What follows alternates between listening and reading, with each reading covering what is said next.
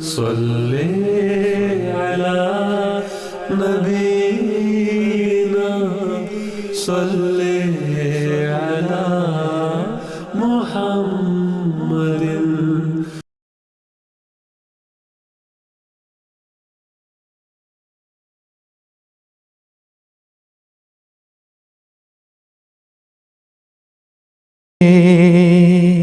He will be characterized with grandeur, greatness, and wealth. He will come into the world and will heal many of their disorders through his messianic qualities and through the blessings of the Holy Spirit. He will be extremely intelligent and understanding, and will be meek of heart, and will be filled with secular and spiritual knowledge. We shall pour our spirit into him, and he will be sheltered under the shadow of God. He will grow rapidly in stature. His fame will spread to the ends of the earth, and people will be blessed through him. This is part of the magnificent divine prophecy received by the promised Messiah, peace be upon him, in answer to his solicitations to God for 40 days in total seclusion in Hoshiarpur. He was told that within a period of 9 years, he would be blessed with a son.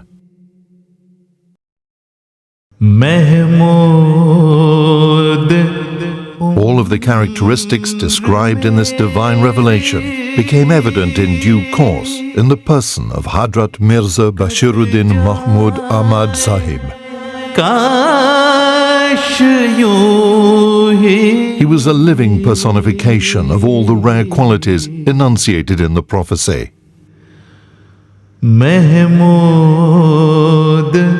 Hadrat Mirza Bashiruddin Mahmud Ahmad Sahib was born on the 12th of January, 1889, on a Saturday at Qadian, India.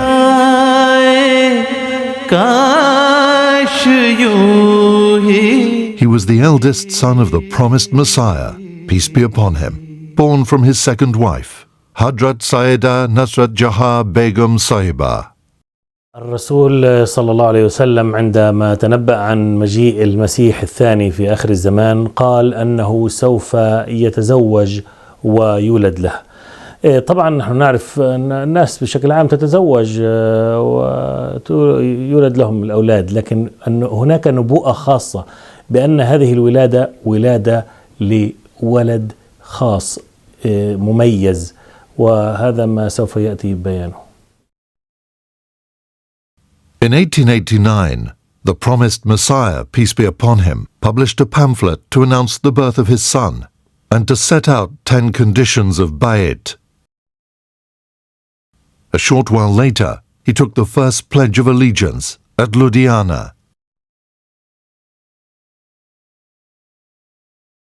It seemed as though God Almighty had planned his birth to coincide with the founding of the Ahmadiyya Muslim Jamaat.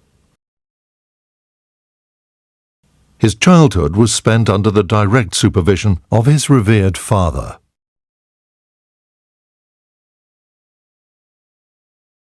वहाँ एक school था कादियान में, मैंने वो school देखा है, district board primary school. उसमें आपने इब्तदाई तालीम शुरू की, उसके बाद फिर तालीमुल इस्लाम हाई स्कूल शुरू हुआ तो तालीमुल इस्लाम हाई स्कूल में शुरू की। He could not do well in his studies due to his ill health. This was not merely incidental, but a great miracle of divine destiny. Incidents later proved that Allah Almighty Himself wanted to be his teacher.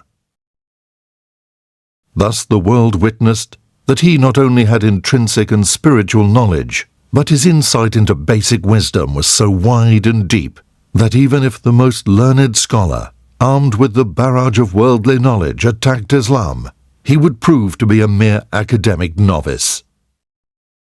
Hazrat Musleh Maud, being the son of the promised Messiah ﷺ, he was very dear to Hazrat Khalifatul Masih the first. And when Hazrat Khalifatul Masih first became the Caliph, then he naturally took Hazrat Mirza Bashiruddin Mahmud Ahmad, who was just a young boy at that time, in his care and looked after his religious education.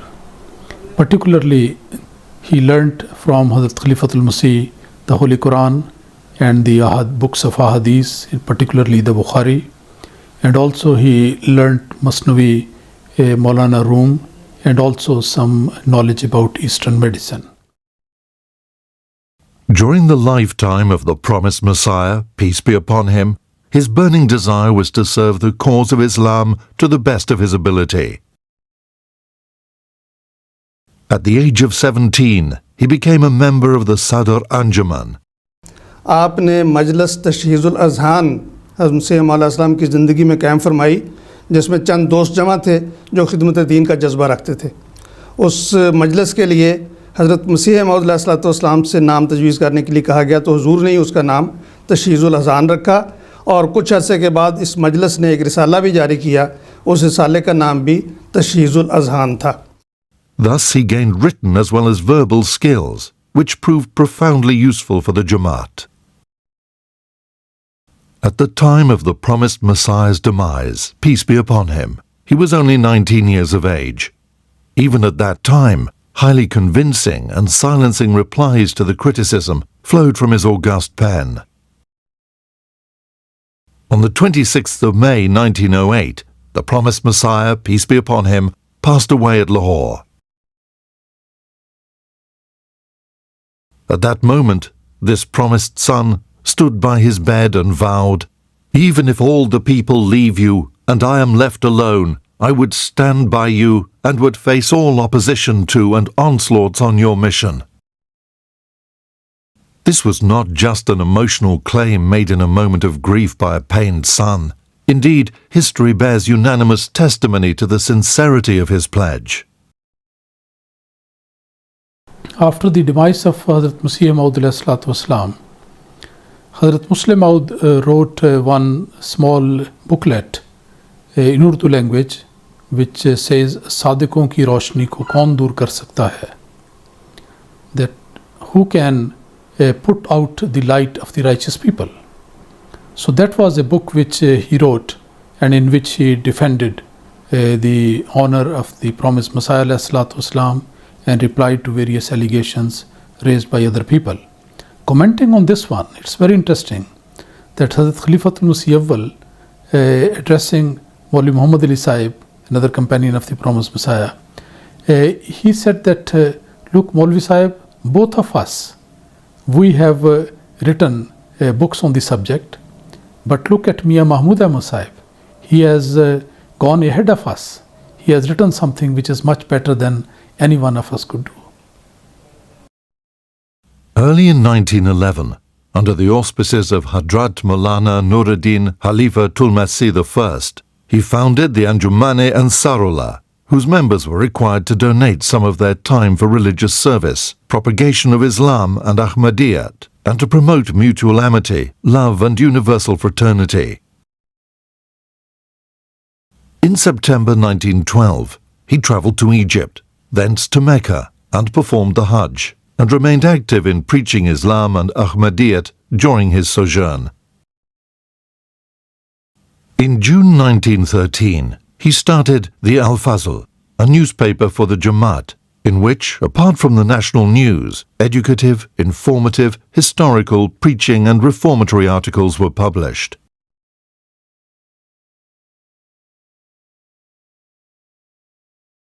In a very short time, this paper gained popularity, not only among Ahmadis, but amongst others as well. Later, it became a daily, and has been the official organ of the community since then. During the Khilafat of the Hadrat Khalifatul Masih I, he went on a preaching tour of several Indian cities. Everyone benefited from his inspiring speeches. In November 1910, Hadrat Khalifatul Masih I fell down while riding a pony and received serious injuries. في نوفمبر عام 1910 سقط حضرة الخليفة الأول للمسيح الموعود عليه السلام من فوق ظهر فرس كان يمتطيه، وتأثر بجراح بالغة، بدأت تتدهور صحته بسرعة، وأحس أن قلبه أيضا، أن هذه الوقعة أثرت على قلبه، وأحس أن أجله قد دنا واقترب. وهو في تلك الحالة وفي الليلة 19 صباح 20 من يناير قام بكتابة ملحوظة على قصاصة من الورق وطواها ووضعها في ظرف، ثم قام بكتابة سطرين على هذا الظرف ثم وضعه في ظرف آخر، وتعهد هذا الظرف في عهدة الشيخ محمد تيمور. قال له الخليفة في حالة وفاتي يجب عليكم أن تتصرفوا حسب التعليمات الموجودة في داخل هذا الظرف. اتضح فيما بعد أنه كتب سطرين على الظرف، أحدهما كتب باللغة العربية وقال فيه حسب نموذج أبو بكر، وبالثاني باللغة الأردية وقال فيه بايع الشخص المسمى داخل الظرف. داخل الظرف كان هناك ورقة مكتوب عليها محمود أحمد. بعد ذلك تحسنت صحة حضرته واسترد الظرف من الشيخ محمد تيمور وقطع هذا الظرف. Hadrat Khalifatul Masih I passed away on the 13th of March 1914.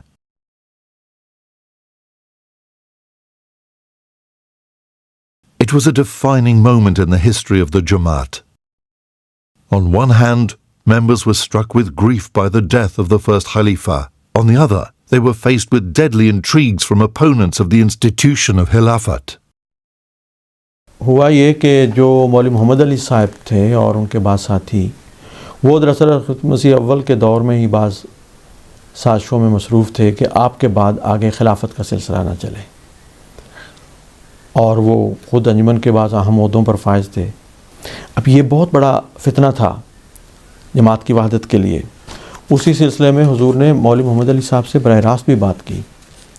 मौलवी मोहम्मद अली साहब ने कहा कि जी देखें, बात ये है कि मशवरा होना चाहिए और जल्दी में कोई फ़ैसला नहीं करना चाहिए।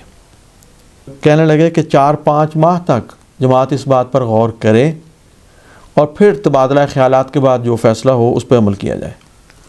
Hazrat Muslim who was very much against this, and he pointed out the impracticality of such a course, that leaving a vital decision where a community required a guiding hand and a firm hand to guide it through trials and tribulations, to be left out for 4 to 5 months. He pointed out that it was wholly impractical, and that the members needed to decide immediately as to who should be the Khalifa of that particular period. And as a Muslim, even said that anyone would be willing to pledge the oath of allegiance to anyone who would be put forward at that time, just for the unity of the community at that time. Later the same evening, Sahibzada Mirza Bashiruddin Mahmud Ahmad Sahib summoned 60 leading members of the community who were present in Qadian for consultation. After some discussion of the situation, it was unanimously agreed that before the internment of the Khalifatul Masih, his successor, who should command the obedience of the community, should be elected and should lead the funeral prayers of the deceased Khalifa and should arrange for his burial. हज़रत मौलाना नूरुद्दीन की वफ़ात पर ये जो इख्तिलाफ था ये सामने आया और पता चला कि मौलाना साहब ने पहले से कोई ट्रैक्ट तैयार करके रखा हुआ था जिसमें उन्होंने अपने ख़यालात जो हैं वो बयान किए हुए थे और वो जमातों में पहले से भिजवाया था हज़रत खलीफा अव्वल की ज़िंदगी में। तो ये अजीब बात है कि हज़रत खलीफा अव्वल की ज़िंदगी में ही इस किस्म के ख़यालात को फैलाने की कोशिश की गई, लेकिन क्योंकि जमात पहले ये फ़ैसला कर चुकी थी और यही अंबिया का तरीक़ था, यही अलवसीयत में भी इसका ज़िक्र था कुदरत सानिया का, तो इसलिए जमात इस बात पे कायम हुई स्वाय चंद लोगों के कि हमें खलीफा मौजूद होना चाहिए। By midday on the 14th of March, more than 1,000 members of the movement had arrived in Qadian from outside. In the afternoon of that day, Sahibzada Mirza Bashiruddin Mahmud Ahmad Sahib held a consultation with the family members of the promised Messiah, peace be upon him, and their close relations on the situation that confronted the movement. When Hazrat Muslim Anhu met the members of his family and other close relatives, there were two things that were paramount. One was the unity of the whole community, and second was that there needs to be someone who could succeed Hazrat Khalifatul Masih Anhu and lead the community from that point forward.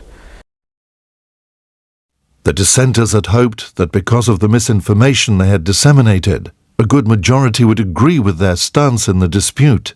The family members, however, stood resolute. Finally, on the 14th of March, all the Ahmadis who had come from near and far gathered at the Noor Mosque after the Asr prayer service. There were at least 2,000 members present. उस मौका पर भी मौलवी मोहम्मद अली साहब और बाज़ उनके साथी वहाँ मौजूद थे और उनकी कोशिश थी कि इंतखाब ना हो। वहाँ पे करीबन 2,000 का मजमा था। तो सबसे पहले तो नवाब मोहम्मद अली ख़ान साहब ने हज़रत खलीफतुल मसीह अव्वल की एक वसीयत पढ़कर सुनाई। In that will he has emphasized that the institution of Khilafat should be upheld, and when I pass away, then a pious person should be elected the next head of the community. हज़रत मौलवी मोहम्मद हसन अमरोही जो हज़रत मसीह मौद अलैहिस्सलाम के बुज़ुर्ग सहाबी थे, उन्होंने खड़े होकर कहा कि मैं ये सारी सूरत हाल देख रहा हूँ, मैं समझता हूँ कि इस वक्त सबसे मुनासिब और मौजूद शख्सियत हमारे अंदर मिर्ज़ा महमूद अहमद की है। इस पर हर तरफ से हज़रत मियाँ साहब की आवाज़ें बुलंद होनी शुरू हुई कि हमारी बैत लें। लोगों की ये कैफियत थी कि इश्तियाक के साथ और मोहब्बत के साथ कि वो चाहते थे कि हम फ़ौरन एक इमाम, एक खलीफे के हाथ पर इकट्ठे हों। और बिलाखिर हज़रत मिर्ज़ा बशीरुद्दीन महमूद अहमद साहब से बड़ी शिद्दत के साथ, इसरार के साथ कहा गया कि आप हमारी बैत लें। हुजूर ने कुछ तवक्को फरमाया और फिर जब आपको पूरी तरह से शराय सदर हो गया कि ये सारी जमात इस बात का इकरार कर रही है और वो बैत के लिए तैयार है, तो आपने हज़रत मौलवी सरवर साहब को कहा कि मुझे तो बैत के अल्फाज भी नहीं आते। तो हज़रत मौलवी साहब ने फरमाया कि बैत के अल्फाज मैं दोहराता हूँ, आप साथ साथ दोहरा सकते हैं। तो इस तरह हज़रत मौलवी से सरवर शाह साहब बैत के अल्फाज दोहराते थे। हज़रत मुस्लिम मौद रज़ियल्लाहु अन्हु ने खिलाफत सानिया की बैत ली और लोगों में इतना जोश और जज्बा था कि वो जो एक दो आदमी बात करना चाहते थे वो खुद ही फिर एक तरफ हो गए। That is how Hazrat Muslim Maud Raziyallahu Ta'ala Anhu was elected the second successor to the promised Messiah ﷺ and became his second Caliph. His age was only 25 at that time. Shortly after the election, the newly elected Khalifatul Masih II, Hadrat Mirza Bashiruddin Mahmud Ahmad, led the funeral prayers of Hadrat Khalifatul Masih I in a vast open space next to the Noor Mosque. The sole purpose of the establishment of the Ahmadiyya Muslim Jamaat is preaching and propagating the message of Islam, and it was to this purpose to which Hadrat Khalifatul Masih II paid immediate attention upon his election as Khalifa. Soon, Ahmadiyya Muslim missions started opening in countries outside India. In Europe, missions were established in the UK, Switzerland, Holland, Spain, Denmark, Germany, Sweden, Norway, France, Italy, Bosnia and Albania. In the Americas, missions were opened in the USA, Trinidad and Guyana. In West Africa, missions were opened in Nigeria, Ghana, Sierra Leone, Liberia, Gambia, Zambia, Ivory Coast, Togoland. In East Africa, Kenya, Uganda, Tanzania, Mauritius. Missions were also established in South Africa, Palestine, Lebanon, Syria, Aden, Egypt, Kuwait, Bangladesh, Bahrain, Dubai, Fiji, Myanmar, Sri Lanka, Hong Kong, Singapore, Japan, Malaysia, Philippines, and Indonesia. Missionaries were also sent to Iran, Jordan, Ethiopia, Somalia, Congo, Sicily, Romania, Bulgaria, Yugoslavia, Albania, Hungary, Poland and Argentina. More than 30 mosques were constructed in East and West Africa, not to mention mosques in Washington, Hamburg, Frankfurt, Zurich, The Hague, London in the UK, Denmark and Sweden. Besides widespread preaching of Islam, he was deeply concerned about the spiritual upbringing of members of the Jamaat. He placed huge emphasis on education. He wanted to ensure that the whole community, in fact the whole of the Muslim Ummah, but primarily the community, was as learned as possible, as educated as possible, and could offer knowledge to others rather than seek knowledge from others. And that was his key wish. तफसीर कबीर के नाम से जो आपकी तफसीर है वो भी छपी हुई है, वो भी एक अजीब मारकारा तफसीर है, दुनिया में मुनफरद और मुमताज़ मकाम रखती है, और गैरों ने भी उसकी बहुत तारीफ़ लिखी है, और आज भी जो उसको इसको पढ़ता है तो साफ़ उसको मानना पड़ता है कि ये उलूम आसमानी उलूम हैं जो इस शख्स को अता हुए हैं. The smaller commentary, which is Tafsir al-Saghir, meaning the smaller version, the smaller commentary of the Holy Quran, which again is available everywhere.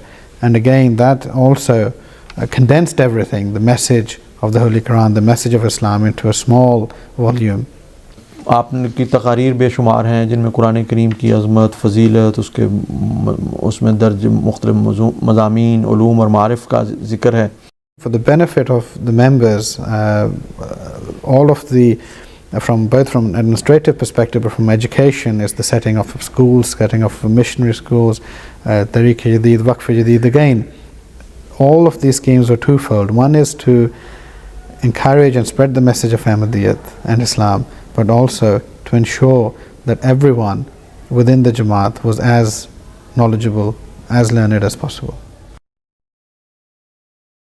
In 1919, he decided to divide the Sadr Anjuman Ahmadiyya Central Executive Directorate into various departments, which included, amongst others, education and treasury departments. हज़रत खलीफतुल मसीह सानी रज़ी अल्लाह अन्हो ने मुख्तलिफ़ शहरों में अमीर और सदर के इंतखाब के सिलसिले में कवानीन और ज़वाबत मुकर्रर फरमाए, और मजालिस आमला का जो इंतखाब होता है उसके भी कवानीन वज़ा किए गए. इनके अलावा हुज़ूर रज़ी अल्लाह अन्हो ने मुख्तलिफ़ इंस्पेक्टरान मुकर्रर किए, और उनके ज़रिया ये निज़ाम जारी हुआ कि वो मजालिस आमला और जमातों का कामों का जायज़ा लेते रहते थे, और फिर जब जायज़ा रिपोर्ट मरकज़ में भिजवाई जाती तो फिर उसका जायज़ा लेकर जो सुकम नज़र आते, जो कमज़ोरियाँ नज़र आती, तो उनकी इस्लाह की तरफ फ़ौरी तौर पर तवज्जो की जाती थी. As the community was growing rapidly, he founded several auxiliary organizations for different age groups to cater for their social needs and to ensure better moral upbringing of all members.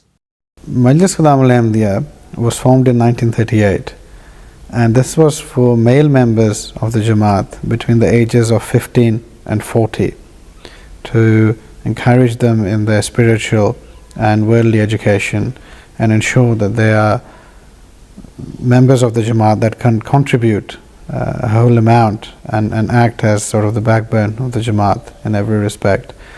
Majlis Atfal al-Ahmadiyya was formed in 1940, 2 years after the formation of Majlis Ghulam al-Ahmadiyya, and this was for boys between the ages of 7 and 15, because they have different requirements and a different emphasis is placed on the education of younger members of any community, and therefore the two were set up. Majlis Atfal al-Ahmadiyya is part of Majlis Ghulam al-Ahmadiyya, but the two are distinct and separate majalsa, and they're on the right. On the 25th of December in 1922, Hazrat Khalifatul Masih II formed the organization of Lajna Imaila for all the women in our community above 15 years old. In 1939, Nasratul Ahmadiyya was founded for all the girls between 7 and 15.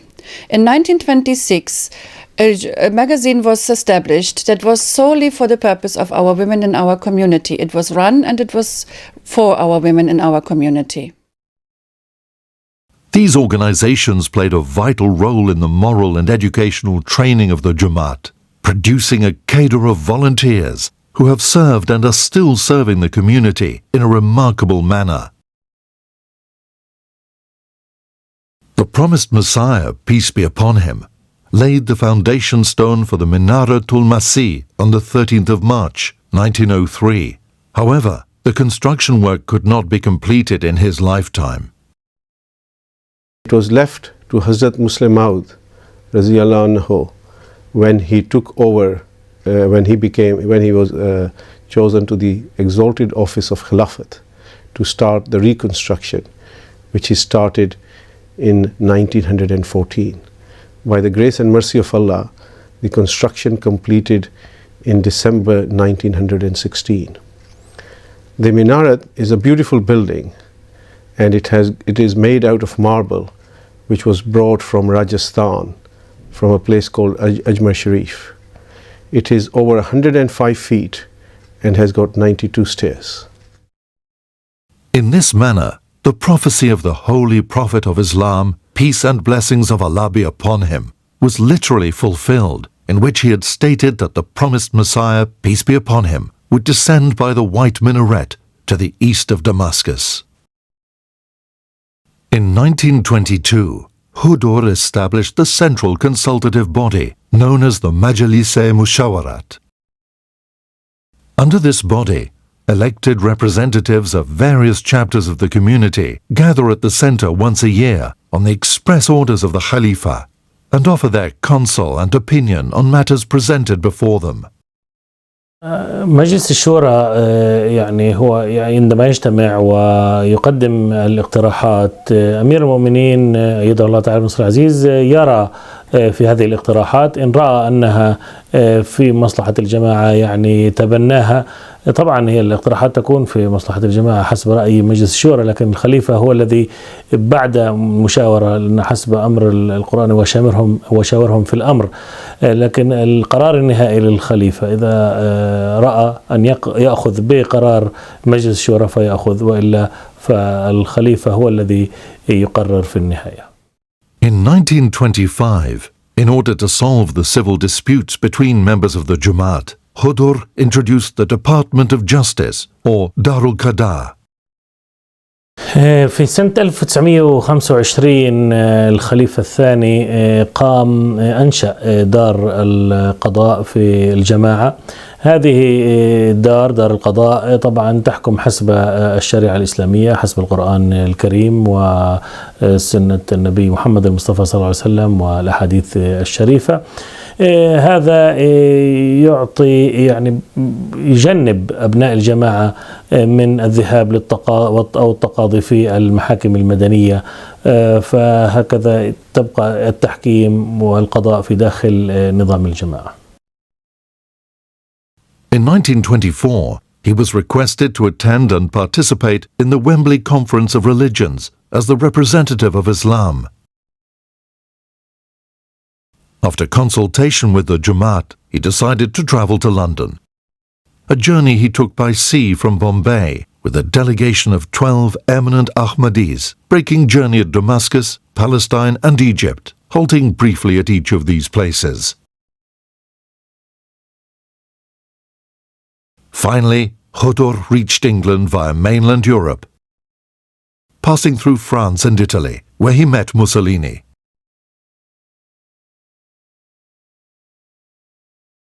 Hudur's eventual arrival in London was widely publicized in the press at the time. When he came here, he had two important jobs in front of him.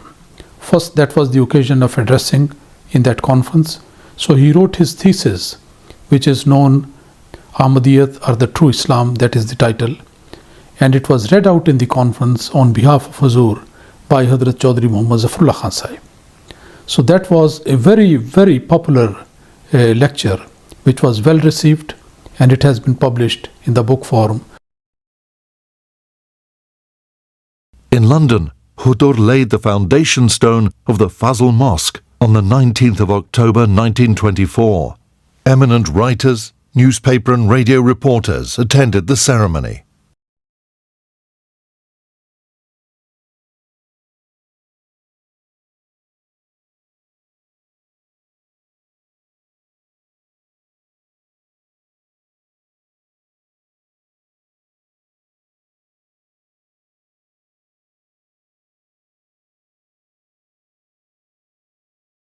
The mosque itself was inaugurated in 1926 after 2 years of construction, entirely funded by members of the Lajna Imaila.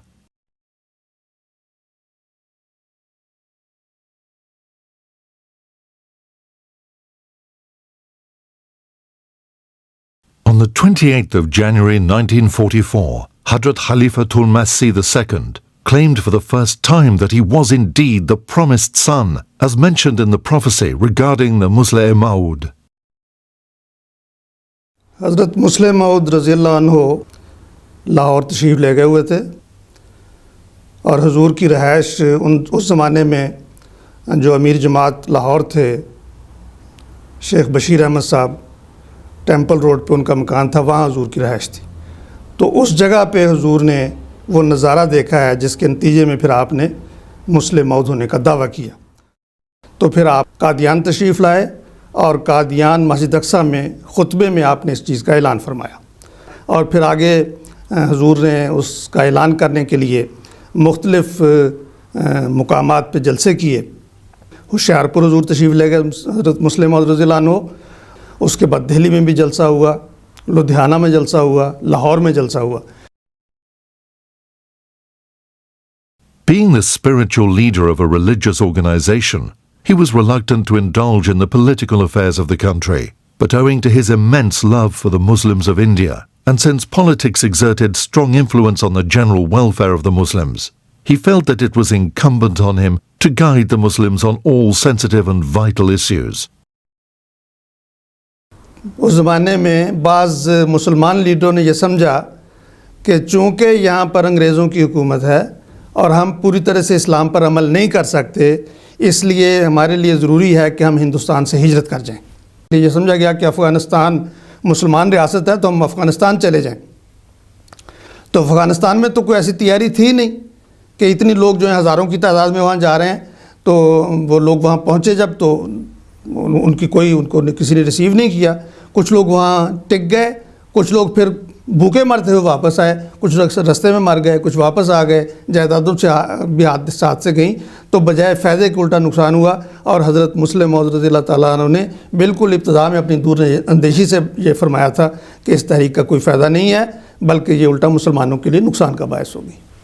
في ذاك الوقت بدأ علماء غير المسلمين بكتابة كتب عن السيرة التي كانت تسيء إلى شخص الرسول محمد صلى الله عليه وسلم، مما أثار مشاعر المسلمين في الهند، وبدأت أعمال الشغب والمناوشات وأعمال العنف بين المسلمين وغيرهم في أماكن عدة في الهند. اقترح عندها الخليفة الثاني للمسيح الموعود عليه السلام على الحكومة إنشاء أو سن قانون يحمي شرف كل مؤسسي الديانات، وبناء على يعني مجهودات بهذا المجال قبلت الحكومة أن تتبنى هذا القانون. सन 1927 के आखिर में जब रंगीला रसूल वग़ैरह किताबें लिखी गईं, जो कि बहुत ही दिल आज़ार किताबें थीं और इनमें हुज़ूर सल्लल्लाहु अलैहि वसल्लम की ज़ात मुबारक के ख़िलाफ़ बहुत गलत अल्फाज इस्तेमाल किए गए थे, जिससे मुसलमानों के जज्बात बहुत मजरूह होते थे। तो हज़रत खलीफतुल मसीह सानी अल-मुस्लिहुल मऊद रज़ियल्लाहु अन्हु ने ये सोचा और ये प्रोग्राम पेश किया कि न सिर्फ मुसलमानों को मुत्तहिद रखने के लिए बल्कि गैर मुस्लिमों को भी, जो मुख्तलिफ़ कौमियतों के लोग हिंदुस्तान में आबाद हैं, उनको यकजा रखने के लिए ये ज़रूरी है कि हुज़ूर सल्लल्लाहु अलैहि वसल्लम की सीरत मुबारका के मुख्तलिफ़ पहलुओं को उजागर किया जाया करे।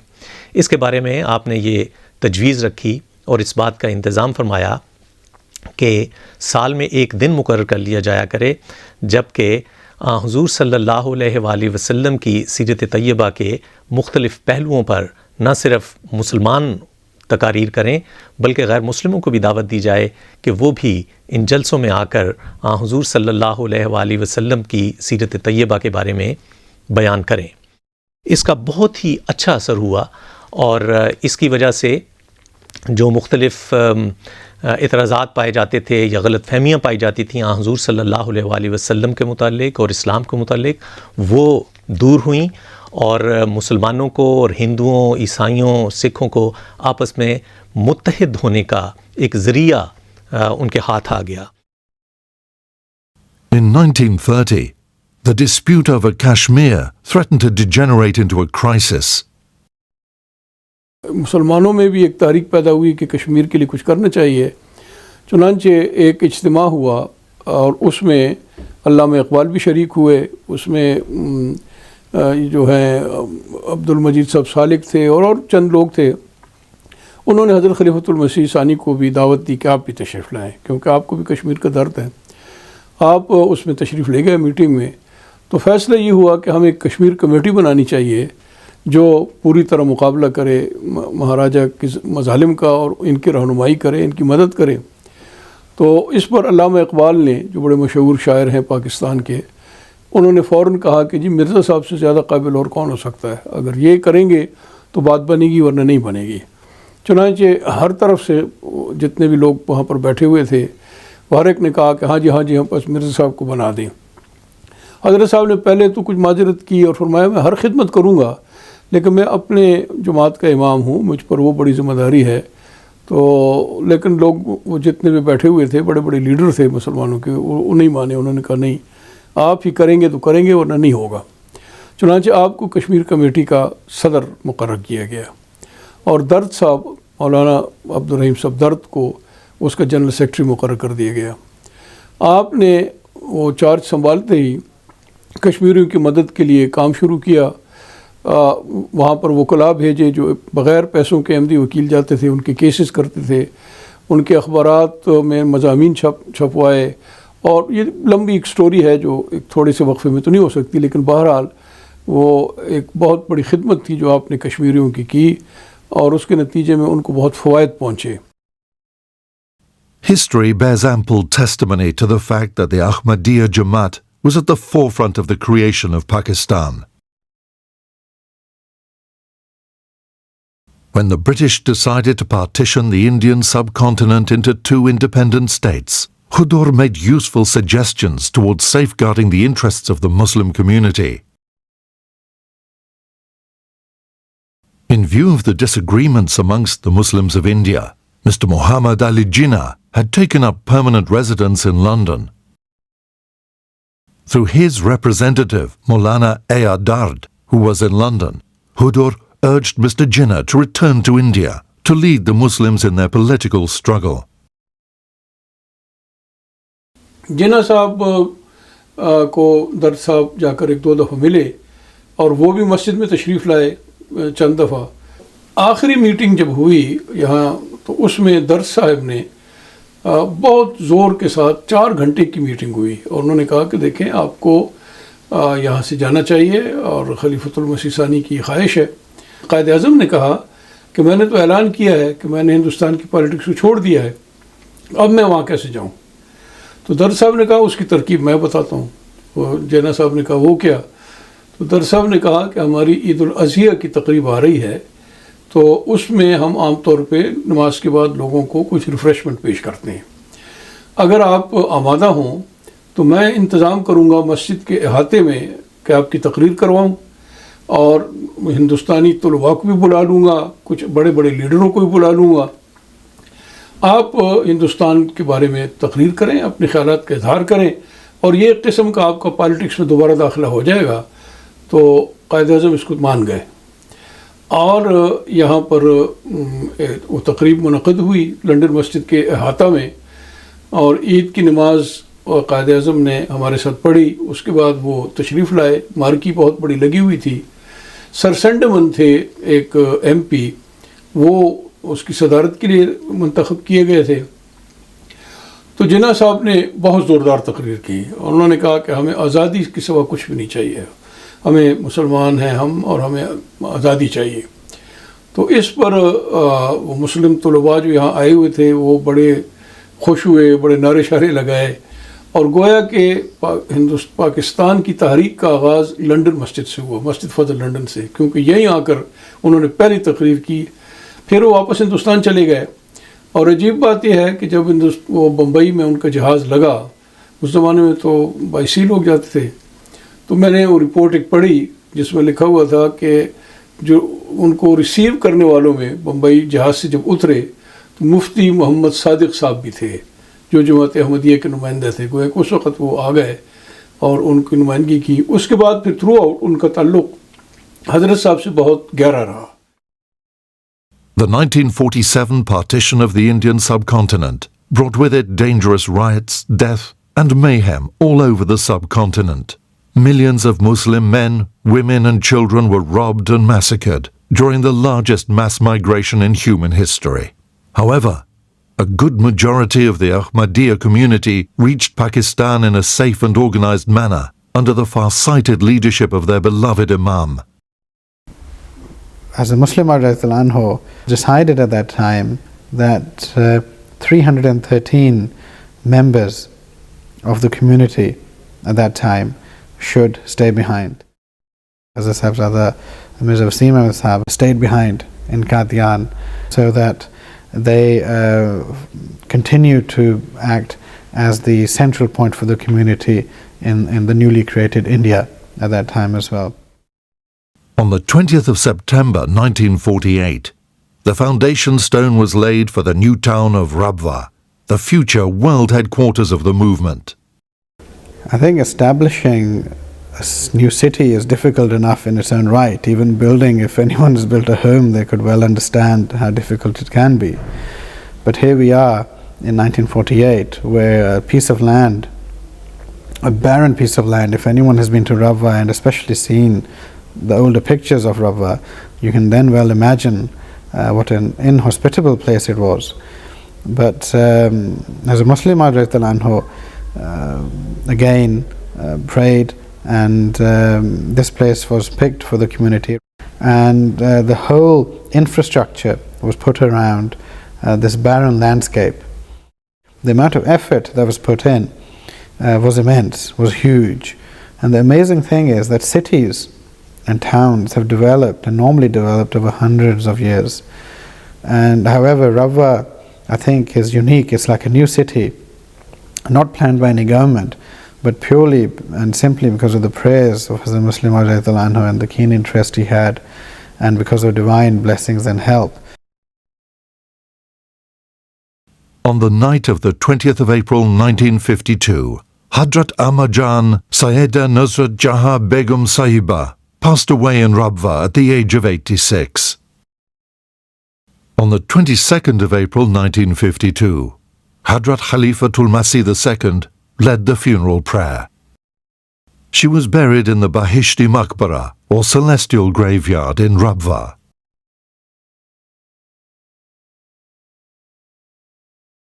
Hadrat Ammajan, may Allah be pleased with her, was the second wife of the promised Messiah, peace be upon him, and dearly beloved mother of Hadrat Khalifatul Masih II.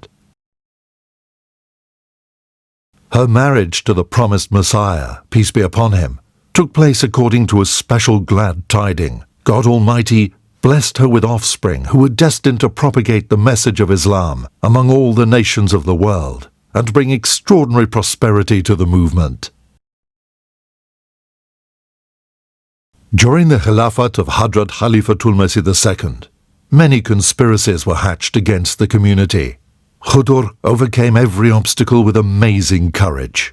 He foretold that every plot would fail and Ahmadiyyat would always march forward.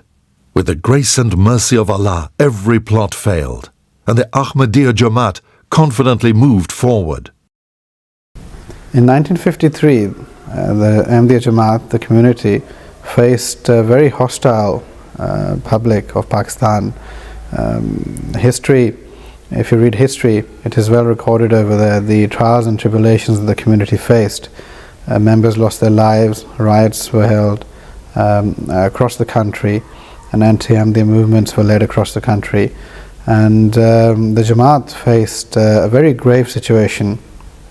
However, even at that trying and testing moment, as the Muslim Ahmad stood firm against all opposition outside of the Jamaat, that is, and simply requested the members of the community to pray. Such was the trust that as a Muslim had in the message of Ahmadiyyat and in the Jamaat itself.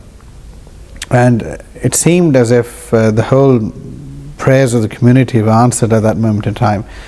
From such a groundswell of opposition, suddenly everything fizzled out. Again, the ringleaders and those who were instigating riots and against the Ahmadiyya Jamaat, they themselves were publicly humiliated in some cases, and also the whole of the opposition suddenly fizzled out. When the situation of the community had reached a critical point, Hazrat Khalifatul Masih announced that God Almighty has established the Ahmadiyya Jamaat. If these people win, then we admit we were on the wrong path. But if we are on the right path, then they will assuredly fail. To intensify the missionary work in the foreign countries, a new scheme named Tariq-e-Jadid, meaning the new initiative, was initiated by Hudur on the 23rd of November 1934, which was based on observing 19 principles or demands. This initiative proved very fruitful. Scores of missions have been established in many countries of the world, resulting in thousands of people accepting Islam. The Holy Quran has been translated into numerous languages. It set in motion a wave of sacrifice and sincerity. Many youths offered to devote their lives for the sake of religion. Gradually, this fund shaped itself into a permanent fund. The vast network of mission houses operating around the globe is due mainly to this fund. Hazrat Khalifatul Masih II was elected to the exalted position of the Khalifa in 1914. In 1939, he completed 25 years of his blessed Khilafat. Sir Muhammad Zafrullah Khan Sahib proposed that a ceremony should take place on this joyful occasion. Accordingly, this epoch-making ceremony took place on the occasion of the annual conference of December 1939 and is referred to as the Silver Jubilee of the Khilafat of the Khalifatul Masih II. The celebration consisted of speeches by scholars, a march to the site of the conference, and the illumination of Minaratul Masih. A cheque in the amount of 270,000 rupees was presented to Hudur, who stated that the collection would be used on wide-ranging religious projects. During the period of his Khilafat, the Liwai Ahmadiyyat, Ahmadiyya flag was adopted and hoisted for the first time by Hudur on the 28th of December 1939. Levi Ahmadiyyat स्याह रंग के कपड़े पर मुश्तमिल है और इसके दरमियान में सफ़ेद रंग में मिनारतुल मसीह है और उसके ऊपर के दोनों किनारों पर एक किनारे पर 14वीं का चांद यानी पूरा चांद सफ़ेद रंग में है बनाया गया और दूसरी तरफ दूसरे कोने में हिलाल सफ़ेद रंग में बनाया गया है। इसका तूल 18 फुट है और अर्ज़ यानी चौड़ाई 9 फुट है। الذي بدأ في الجلسة السنوية حضرة ميرزا غلام أحمد الإمام المهدي والمسيح الموعود عليه السلام. بدأ الجلسة في سنة 1891. كان عدد المشتركين في أول جلسة 75 شخص فقط. اتطورت الجلسة السنوية حتى في زمن الخليفة الثاني ازداد عدد المشتركين حتى في سنة 1932 كان عدد المشتركين 20,000. في 1946 قبل الهجرة من قاديان إلى ربوة عند تقسيم الهند والباكستان، كان قبل الهجرة عدد المشتركين، عدد الحضور في الجلسة السنوية 39,000. فبعدها طبعا انتقل المركز لربوة، وهناك كان أعداد أكبر وأكبر في الجلسة السنوية. On the 10th of March 1954, a man managed to take his stand in the first line of worshippers, immediately behind Hazrat Khalifatul Masih II, while he was leading the afternoon service in the Mubarak Mosque in Rabwa. When Hutur got up to leave after the prayer, the man suddenly advanced upon him from his rear and drove the blade of a long, sharp knife into his neck with murderous force. As a Muslim, after the attack on him a number of years prior, came to the UK, came to Europe in 1955, and with him was a small entourage. Perhaps one of the main purposes of the visit was for his health, was to see physicians in Europe, in the UK, and to seek their guidance as well for his health. But foremost in as a Muslim anhu's mind was again the continued achievements and the continued propagation of Jamaat Ahmadiyya. And even prior to that, he never rested. But even coming to Europe, it was again always it was at the front of his mind. During his short visit, he visited many mission houses, gave a lot of valuable advice to the missionaries who were based over here. One of the things that transpired at that time, that took place at that time, was a conference of missionaries who were based in Europe. It was easier for them to get together, and a lot of new ideas were put forward in this conference. All the missionaries who came together not only had the benefit of sitting with as a Muslim anhu, seeking his advice and guidance, but also a lot of new suggestions were given whereby preaching, whereby spreading the message of Ahmadiyyat could be increased and spread at a much faster pace than before, and some of these were adopted as well. Another key aspect of this visit was also the meeting with members of the Jamaat at that time. In certain areas there were some very old families of the Jamaat who were based either in the UK and some families in Europe, on the continent, mainland that is as well. And I had an opportunity to meet with Hazrat Muslim anhu.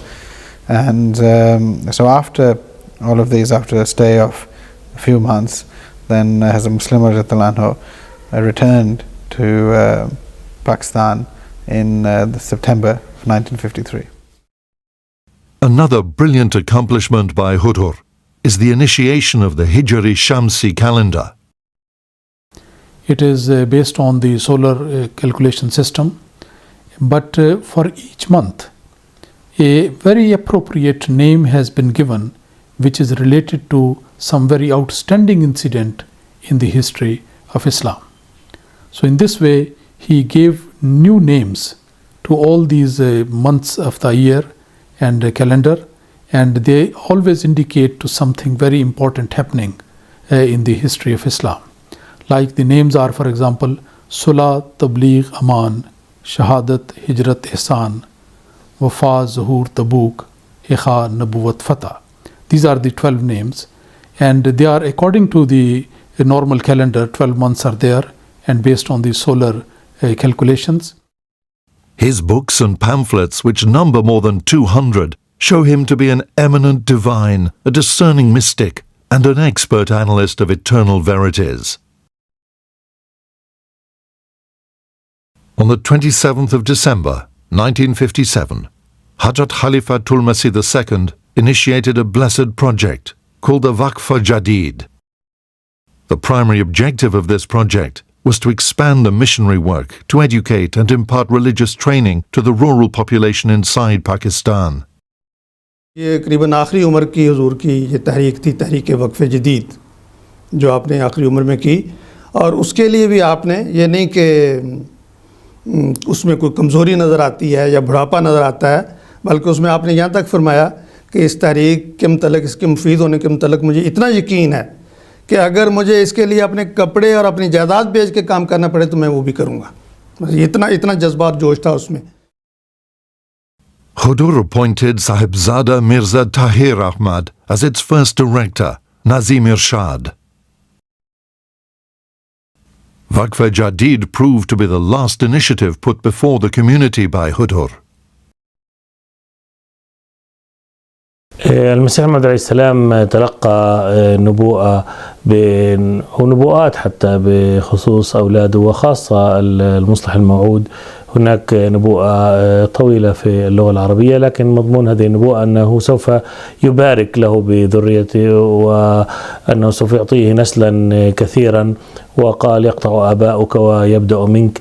ورأينا أن بشكل خاص ما يتعلق بالمصلح الموعود يعني الله سبحانه وتعالى وفقه بأن خدم الجماعة 52 سنة، وأيضا من أولاده الابن الأكبر مولانا ناصر أحمد الذي أصبح فيما بعد الخليفة الثالث للجماعة، وأيضا الخليفة الرابع رحمه الله حضرة ميرزا طاهر أحمد، وأيضا من بنته جاء أيضا ومن أخوه يعني بنته وابن أخوه جاء الخليفة الخامس حضرة ميرزا مسرور أحمد. فهذه البركات رأينا أن من أولاد المصلح الموعود الخليفة الثاني ومن بناته أيضا جاء الخلفاء ورجال الذين حصلوا على مناصب عليا في الجماعة وخدموا الجماعة بكل حب وتفاني، خدموا الإسلام في جميع أنحاء المعمورة. The health of Khalifatul Masih II entered upon a prolonged process of slow but progressive decline, and the end came on the 8th of November 1965 at 2:20 a.m. His demise shook the movement to its foundations. Every member of the movement was overwhelmed with grief, the depth and intensity of which were beyond measure. The shock was bewildering and baffling. It seemed that the vacuum thus created would be hard, if not impossible, to fill. Everyone, however, realized that the divine will was supreme, and no human being was immortal. The members of the community converged in large numbers upon Rabwa for the purpose of seeking comfort and consolation, for each other's company, and to pay their tribute of love and devotion to the sacred memory of the Holy One who had guided the destinies of the movement for more than half a century, and had given freely of his love, sympathy and support to everyone, without discrimination. On the 9th of November 1965 at 4:30 p.m., Hadrat Mirza Nasir Ahmad, Khalifatul Masih III, led the funeral prayer. Almost 50,000 faithful who had converged upon Rabwa, having paid their last respects, joined in the funeral prayer.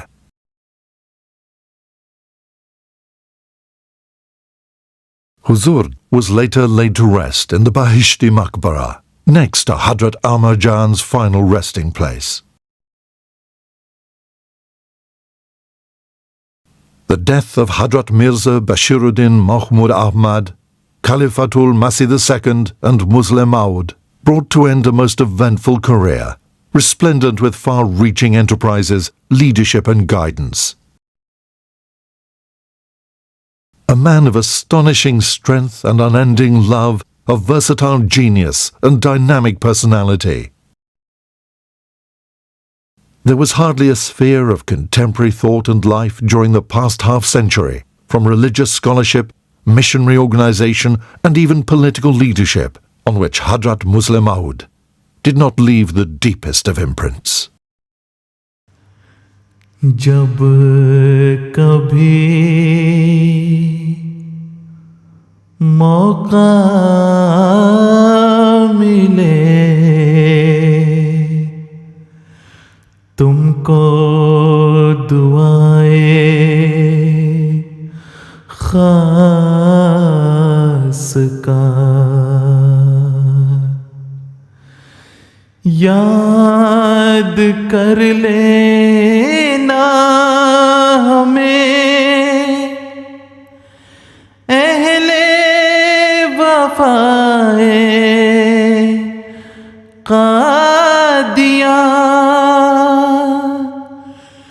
याद कर लेना हमें अहले वफाए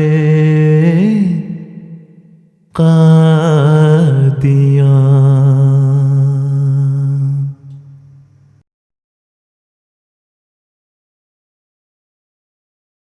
ऐ फज़ले उमर तेरे ओ साफ़ करीमाना, ऐ फज़ले उमर तेरे ओ साफ़ करीमाना, यादा के बनाते हैं हर रूह को दीवाना, यादा के बनाते हैं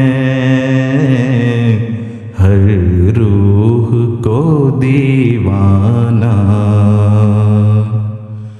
यादा के बनाते हैं